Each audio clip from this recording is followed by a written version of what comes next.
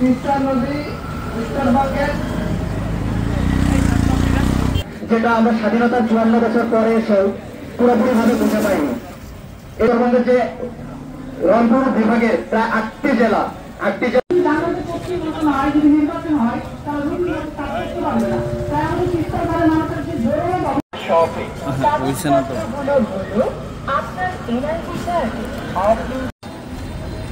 Hello hello check hello hello দাবি করে নিয়ে যাচ্ছে হাসপাতালে। যোগাযোগ ব্যবস্থার এত করুণ পরিণতি আমাদের উত্তরবঙ্গে।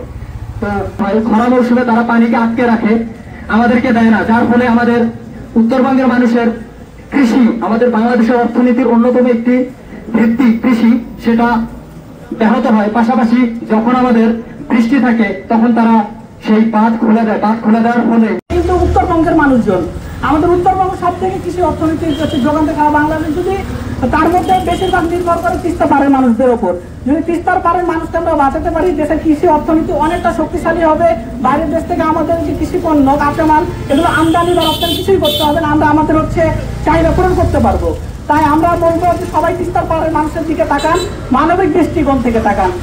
মিনিস্টারের চেয়ারে বসে দাবিদারি করছেন, কিন্তু তারা একটা নদী নিয়ে ভাবতে পারেন না। জামদানি শাড়ি পরে দামি দামি কথা বলেন, তো সেই কথাগুলো পরিণত হয়েছে।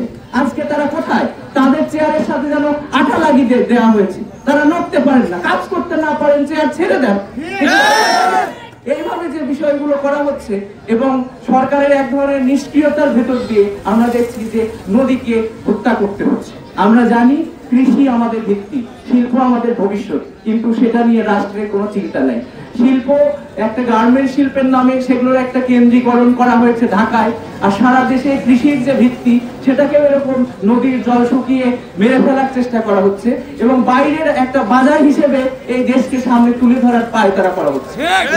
বাইরের ধান চাল মানুষকে কিনে খেতে হয়, অথচ আমরা তো সেই গোলা ভরা ধান, তারপরে গোয়াল ভরা গরু, পুকুর ভরা মাছের কথা শুনেছি। সেটাই তো আমাদের ভিত্তি। তো সেটা মারা যাচ্ছে কেন?